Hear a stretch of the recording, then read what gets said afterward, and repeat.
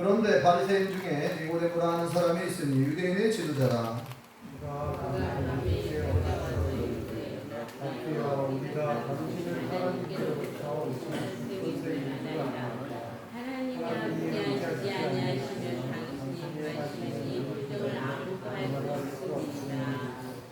예수께서 대답하여 이르시되 진실로 진실로 내게 이르노니 사람이 거듭나지 아니하면 하나님의 나라를 볼 수 없느니라. 니고데모가 이르되 사람이 들기를 어떻게 알 수 있사옵나이까. 두 번째 묻되 들어가다가 알 수 있사옵나이까. 예수께서 대답하시되 진실로 진실로 내게 이르노니 사람이 물과 성령으로 나지 아니하면 하나님의 나라에 들어갈 수 없느니라. 육으로 난 것은 육이요 영으로 난 것은 영이니. 내가 내게 거듭나야 하겠다는 말을 놀랍게 여기지 마라. 하나님이 이르기를 내가 그 소리를 들어도 어디서 와서 어디로 가는지 알지 못하니 성령으로 난 사람도 다 그러하니라. 아멘. 할렐루야. 하나님의 크신 복이 함께 하시는 줄 믿습니다. 우리 옆사람 같이 사람과 인사하는 시죠. 반갑습니다. 참 잘 나오셨습니다. 은혜 받으시다. 네. 요새 계속 날씨가 많이 무덥죠. 오늘 이렇게 오랜만에 뵈는 얼굴들도 있습니다. 우리 은낙교 집사님 반갑고요. 네. 우리 박영우 선생님, 안수 집사님은 지금 몇 주 계속 보니까 반갑습니다. 유정기 권사님 몸이 잘 회복되셔서 감사합니다. 네. 우리 안태균 집사님 전북대병원에서 태어나가지고 자택으로 오셨는데 또 우리 간병인으로 수고해 주시는 권사님이신지 집사님이신지 모르겠지만 오늘 이렇게 뵐 수 있어서 반갑습니다. 네. 또 우리 한금희 집사님 따님 되시는 권사님, 네, 맞죠? 네, 반갑습니다. 자, 오늘 제가 정말 짧게 설교하려고 지금 마음을 단단히 먹고 있습니다. 더우니까 설교를 짧게 하려고. 네. 근데 이제 지난주에 짧게 하려고 했는데 실패했어요. 그래서 오늘은 기도를 했습니다. 하나님 제발 좀 짧게 해주시고 짧게 좀 하게 해달라고 설교를 20분에 끝나게 좀 해주십시오. 기도를 하고 왔어요. 네. 그래서 이제 하나님께서 도와주실 줄 믿고. 네. 자, 오늘 빠르게 말씀을 들려갑니다. 집중을 하십시오. 네. 니고데모가 어느 날 예수를 찾아왔어요. 밤중에. 니고데모는 바리새인이고 사도들은 공의원입니다. 지금으로는 국기원 같은 사람이에요. 종교 지도자죠. 율법을 철저히 지키는 바리새인. 대부분의 바리새인들은 예수님을 싫어하고 미워했죠. 그런데 이 니고데모하고 아리마대 요셉 이 두 사람은 사도들은 공의원 중에서 바리새인 중에서 예수님을 믿는 사람이었어요. 그래서 평상시 예수님에 대한 그 호감을 가지고 있었는데 어느 날 밤중에 찾아온 거죠. 낮에 못 찾아오고 밤중에 몰래. 왜냐하면 많은 사람들이 예수님을 사도들은 공의원들, 사도계인들 다 예수님을 싫어하고 안 좋아했거든요. 그래서 몰래 찾아간 거죠. 선생님, 당신께서는 하나님이 보내신 분이 분명합니다. 하나님께로부터 오신 분이 분명한 선생님이신 줄 우리가 믿습니다. 이렇게 자신의 어떤 믿음을 고백을 하고요. 하나님께서 보내시지 않으셨다면, 하나님이 함께 하지 않으셨다면 이러한 표적을, 이러한 이적을 절대 아무라도 행할 수 없는 것임을 제가 압니다. 이렇게 이제 믿음을 표현합니다. 고백을 해요. 그랬더니 예수님께서 동문서답하듯이 다른 대답을 해요. 이 니고데모가 정말 예수님께 물어보고 싶은 그 질문을 꿰뚫어 보시고 얘기합니다. 사람이 거듭나지 아니하면 하나님 나라를 볼 수 없다. 이렇게 얘기해요. 자, 한번 물어볼까요? 하나님 나라를 여러분들 들어가려면 거듭나야 되는데, 여러분들 여기 계신 모든 분들에게 물어볼게요. 자, 나는 거듭났다 라고 생각하시는 분 손 들어보세요. 나는 거듭났다. 왜 자신이 없어요? 몇 명밖에 안 되네. 네. 요한복음 3장 16절 아주 유명한 말씀 있잖아요. 하나님이 세상을 시작. 하나님이 세상을 이처럼 사랑해서 독생자를 주셨으니 이는 그를 믿는 자마다 멸망치 않고 영생을 얻게 하려 하십니다. 아멘. 우리는 예수님을 믿음으로 영생 얻은 줄 믿습니다. 하나님이 예수님을 보내주신 목적은 예수님 믿고 죄사함 받고 멸망하지 말고 지옥 가지 말고 영생 얻으라고 천국에서 영원히 사는 영생을 주시기 위해서 예수를 보내주신 줄 믿습니다. 믿음으로 그렇잖아요. 그를 믿으면 그죠? 네. 누구든지 그를 믿으면 멸망하지 않고 영생을 얻게 하십니다. 자, 다시 한번 물어보겠습니다. 예수님 믿고 나는 구원받았다. 나는 영생 얻었다. 손 들어보세요. 아, 이번에는 많이 드시네. 네. 그러면 여기 보니까 또 예수님이 이런 말씀하세요. 물과 성령으로 거듭나지 않으면 하나님 나라를 들어갈 수 없대요. 다시 한번 여쭤보겠습니다. 여러분들은 물과 성령으로 다 거듭나셨습니까? 네. 나는 물과 성령으로 거듭났다. 손 들어보세요. 나는 물과 성령으로 거듭났다. 네, 내리세요. 거의 다 들으셨는데 그러면 물로 거듭나고 성령으로 거듭난 것이 뭐예요? 네, 오늘 그 말씀 드리려고 합니다. 자, 예수님 믿으면 구원받는데 우리가 예수님을 믿음으로 구원받았잖아요. 근데 그 믿음이 뭐냐는 거예요. 믿음의 내용. 그러니까 구체적으로 여기 오늘 말씀에 예수님이 그런 말씀하셨어요. 니고데모에게 하는 말씀이 사람이 거듭나지 아니하면 하나님 나라를 볼 수 없다. 그러니까 또 강조합니다. 사람이 물과 성령으로 거듭나지 않으면 하나님 나라에 들어갈 수 없다. 또 얘기합니다. 두 번 반복해서 얘기하죠. 자, 한번 같이 예수님이 하신 말씀 읽어볼까요? 자, 3절 한번 읽어보겠습니다. 3절 시작. 예수께서 대답하여 이르시되 진실로 진실로 내게 이르노니 사람이 거듭나지 아니하면 하나님의 나라를 볼 수 없느니라. 거듭나지 아니하면 하나님 나라를 볼 수 없다. 이 말은 거듭나야만 하나님 나라를 볼 수 있고 거듭나야만 하나님 나라에 들어갈 수 있다. 이 말이죠. 그래서 니고데모가 물어봅니다. 아니 사람이 어떻게 거듭난다는 말, 오늘 이제 말씀의 제목이 중생, 그 다음에 가로 열고 거듭남이라고 써놨잖아요. 말씀의 제목을. 중생이라는 말 들어보셨을 거예요. 중생이 낯선 분도 있을 겁니다. 중생이라는 말을 쓰기는 쓰는데 요즘에는 또 잘 안 쓰기도 하고. 네. 중생이라는 말은 굉장히 중요한 말인데 한자로 이루어진 말이죠. 순수한 우리말은 거듭남, 거듭남을 한자로 좀 그럴듯하게 중생이라고 표현한 거죠. 이 중자를 무슨 중자를 쓰냐면 무거울 중자를 씁니다. 무거울 중, 날쌘. 근데 그럼 무겁게 태어나는 건가? 이게 아니고 이 무거울 중, 무겁다는 뿐만 아니라 이 중자는 소중하다, 아주 중요하다 할 때도 이 중자를 무거울 중자를 쓰더라고요. 그러니까 중생을 사실은 재생이란 말이 더 어울리는 표현이 아닐까 저는 생각합니다. 왜냐면 재생, 다시 대자를 쓰잖아요. 다시 나는 거예요. 다시 태어난 거예요. 중생은 거듭남이라는 말, 그 말처럼 다시 태어나는 거예요. 두 번 태어난 거를 중생. 순수 우리말은 거듭남. 거듭이란 말이 그 말이잖아요. 다시 한 번 더. 거듭 태어났다. 다시 한 번 태어났다. 그러니까 두 번 태어난 건데. 그래서 재생이란 말이 더 어울리는 말이에요. 다시 자를 써야 되는데 무거울 중자를 왜 썼는지는 잘 모르겠지만 그만큼 소중하다, 중요하다 그런 의미로 중생이라는 말을 쓴 것 같아요. 근데 그 본 뜻으로 말하면 재생이라는 말이 더 어울려요. 다시 자를 써야 되니까. 다시 태어난 거니까. 자, 어쨌든 예수님께서 다시 태어나야 된다라고 얘기하니까 이번에 이게 무슨 말인가 이해가 안 돼요. 직관적으로만 그렇게 유대인들은 그런 직관적으로 해석하는 그런 경향이 있대요. 그래서 아니 그러면 주님, 사람이 늙으면 어떻게 다시 또 태어날 수 있습니까? 엄마 뱃속에 또 들어가서 태어나야 됩니까? 우리가 한 번 태어났잖아요. 자, 엄마 뱃속에서 안 태어난 사람 손 들으세요. 엄마 뱃속에 태어났어요. 그러니까 이 니고데모가 하는 말, 그럼 우리가 다시 태어나려면은 어떻게 해야 됩니까? 엄마 뱃속에 들어가서 다시 한 번, 또 다시 엄마 뱃속에 들어가서 태어나야 됩니까? 이게 물어본 거예요. 그러니까 예수님이 이 니고데모가 예수님의 말귀를 못 알아들으니까 또 이해하기 쉽게 또 얘기합니다. 사람이 물과 성령으로 거듭나야 된다.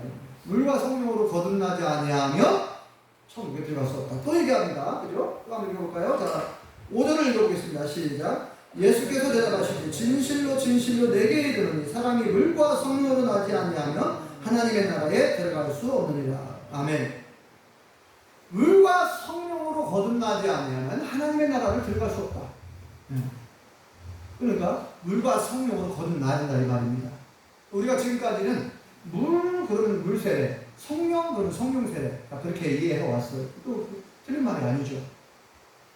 그래서 이 물과 성령으로 거듭나지 아니한다. 그러니까 아니하면 어떻게 합니까? 물과 성령으로 거듭나야 된다. 이 말은 자 물은 오래전부터 물은 씻는 거예요. 물은 씻는데 아주 필요한 거죠. 물은 더러운 것을 씻어내는 역할을 합니다. 과거에 이 성막 안에도 제사장들이 이제 제사를 드리고 성소에 들어갈 때에 물두멍에 물로 씻고 깨끗이 씻고 들어가도록 했습니다. 물은 씻는 역할을 합니다. 그러니까 더러운 죄를 씻어낸다는 얘기죠. 네, 더러운 죄. 우리 더러운 것들을 씻는 역할을 해요. 그런데 이게 성경에 보니까 에스겔 36장에도 그런 말씀이 나와요. 그 하나님께서 물을 뿌려가지고 정결케 한다는 표현이 나와요. 물을 뿌려서 정결케 한다. 그리고 이제 훗날에 그렇게 있을 것을 얘기하는 거죠. 훗날에 사람의 마음 속에 내가 새 영을 넣고 새 마음을 주고 새 영을 주고 새 마음을 줘가지고 그리고 내 영을 그 속에 두게 해서 이제 새 사람이 되게 하겠다는 거예요. 그런 표현이 에스겔 36장에 나오는데 그 말씀을 연주에 두고 예수님이 하신 말씀인 것 같아요. 그래서 물과 성령으로 거듭난다 이 말은 물세례, 그러니까 물은 회개를 상징하죠. 그러니까 예수님도 세례를 예수님은 죄가 없으신 분이니까 세례 안 받아도 되잖아요. 그런데 일부러 의도적으로 세례요한에게 세례를 받아요. 그렇죠? 자, 그 물 속에 풍덩 완전히 몸이 다 들어갔다가 나오잖아요. 그래서 이제 나의 옛 모습, 옛 습관, 옛 죄에 대해서는 죽고 다시 태어난다는 그런 의미가 있잖아요.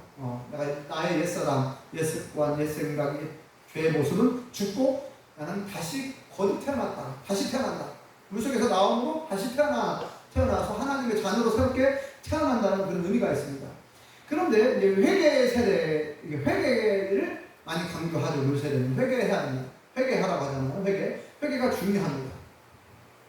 그래서 이제 그 사도행전에도 보면 우리가 어찌할 거 할 때 베드로가 거기 있는 사람들에게 너희가 회개하고 각각 예수 그리스도의 이름으로 세례를 받고 죄사함을 받으라. 그러면 성령을 선물로 받으리니 그렇게 얘기해요. 그래서 회개가 굉장히 중요하다는 걸 알 수가 있습니다. 먼저 회개하고 예수 그리스도의 이름으로 예수 그리스도의 이름을 믿고 죄사함을 받으라는 거죠. 회개. 그래서 이제 물은 회개의 세례를 상징하는 것이죠. 네. 그래서 우리가 이제 물 세례를 또 받기도 하죠. 받습니다. 그런데 정말 여기에서 중요한 건 이제 물 세례도 중요하지만 물과 성령으로 거듭나는 여기서 물 세례를 우리가 받았다 할지라도 성령으로 거듭나지 아니하면 성령으로 그러니까 물 세례와 성령 세례 두 가지 방법을 얘기하는 것 같지만 사실은 한 가지라고 말할 수 있어요. 정말 중요한 것은 성령으로 거듭나야 될 줄 믿습니다. 우리가 물 세례를 받을 수 있어요. 그러나 성령으로 거듭나지 않으면 성령 세례를 받지 않으면 구원을 못 받는 거예요. 다시. 그러니까 성령으로 거듭난다 이 말은 성령님께서 찾아오셔서 성령의 임재하심과 성령의 감동하심으로 성령님이 내 안에 들어오셔서 내 죄를 싹 다 태워주시고 내 죄를 제거해 주셔야 우리가 죄사함을 받게 되고 진정한 죄사함을 받게 되고 구원받게 되고 하나님의 자녀가 되고 거듭나게 되는 줄 믿습니다. 그런데 우리가 어떻게 성령으로 거듭나는가 어떻게 알 수 있느냐? 성령으로 거듭난 사람의 특징이 있어요. 하나님이 믿어지고 아니 억지로 믿으려고 하는 게 아니라 하나님이 믿어지고 그냥 자연스럽게 하나님의 아들 예수님이 믿어지고 말씀이 다 믿어지고 그죠? 그러니까 거듭난 사람의 특징이에요. 거듭난 사람 언제 거듭난지 몰라요. 여기 보면 바람이 언제 임으로 불되 알지 못한다 하는 것처럼 성령님이 임하셨을 때 우리가 성령으로 거듭났을 때 내가 언제 거듭났는가 몰라요. 사실은 구원파에서 이런 걸 강조하는데 당신 언제 구원받았습니까? 구원받은 날짜와 시간을 얘기해보세요. 이렇게 해가지고 우리를 혼란스럽게 하는데 저 거기에 속아 넘어가지 마세요. 우리는 언제 거듭나는 걸 잘 몰라요. 언제 성령으로 거듭나는 걸 잘 모릅니다. 어쨌든 중요한 건 성령으로 거듭난 사람의 특징은 뭐냐? 하나님이 믿어지고 예수님이 믿어지고 말씀이 다 믿어지고 표적이 다 믿어지고 그러죠? 이게 믿어지는 거예요. 성령님이 이미 임하신 거예요. 성령님이 역사하신 거예요. 성령님으로 거듭난 사람의 특징 중에 하나는 모든 것이 믿어진다는 하나님 말씀이 믿어지고 그 다음에 두 번째 특징은 뭐냐? 죄를 싫어하게 된다는 거죠. 마약을 했던 사람이 마약을 안 하게 됩니다. 마약이 싫어져요. 술을 먹던 사람이 술이 싫어지고, 담배를 피우는 사람이 담배가 싫어져요. 막 전혀 피우고 싶은 마음이 안 생겨요. 그리고 억지로 피려고 하는데 막 멀티가 나오고, 그 간증을 들어보면 막 술을 먹으려는데 술이 막 왜 이렇게 냄새가 싫어지고 도저히 못 먹겠다는 거예요. 담배를 피려고 하는데 담배가 너무 싫고 막 냄새가 나고 막 우발티가 나려고 해가지고 도저히, 이거 뭐예요? 성령으로 거듭난 사람의 특징이죠. 성령으로 죄가, 이 세상에 죄가 다시 거짓말을 하려고 거짓말 못하게, 뭐 거짓말이 싫어지고 안 되고 거짓말을 안 하게 되고 그런 거죠. 이게 이제 성령으로 걷는 사람의 특징들이죠. 네. 자, 그래서 만약에 여러분들이 이제 다시 한번 우리가 가장 중요한 이 구원에 관한 믿음, 구원, 거듭남, 이 부분을 한번 점검해 보자는 거예요. 그래서 말씀을 짧게 전하려고 하지만 핵심, 정말 우리 신앙생활의 핵심, 이 믿음에 관한 부분, 거듭남에 관한 부분을 다시 한번 점검해 봤으면 해서 이 말씀을 전하는 거예요. 어제 김중래 집사님이 초청했거든요. 우리 교회에서 오랫동안 신앙생활 하셨다고 그래요. 저는 잘 모르는 분인데 7, 8년 전에 전주로 이사를 가셨는데 어제 88세 일기로 초청하셨어요. 돌아가셨어요. 그래서 이제 우리 안 기자님과 우리 교인들하고 몇 분이 다녀왔습니다. 그리고 이제 갔다 와서 제가 그런 생각이 들더라고요. 이 김중래 집사님이 돌아가셨는데 과연 구원 받았을까? 천국에 가셨을까? 이런 생각을 해봤어요. 순간. 네. 과연 구원 받았을까? 나는 전혀 모르죠. 왜냐면 그분을 잘 모르니까. 네. 쌍서 같이 해본 적도 없고. 어쨌든 우리가 교회는 10년, 20년, 30년, 50년 교회를 다닐 수 있어요. 그러나 거듭남과는 교회를 다니는 거하고는 상관이 없을 수도 있습니다. 그러니까 이 시간을 통해서 우리의 신앙을, 나의 신앙을 점검해 보시기 바랍니다. 나는 물과 성령으로 거듭난 사람이다. 나는 정말 믿음으로 구원받은 사람인가. 네. 오늘 하나님 나를 부르시면 내가 천국에 갈 수 있는지 내 신앙을 한번 점검해 보자는 거죠. 네. 그래서 오늘 이제 이 물과 성령으로 거듭났다는 것이 얼마나 중요한 말씀인지 잘 생각해 보시고 나는 정말 예수님을 믿고 진정으로 회개했고 그리고 성령으로 거듭난 사람인가, 그리고 성령으로 거듭난 사람의 그 삶을 살아가고 있는가.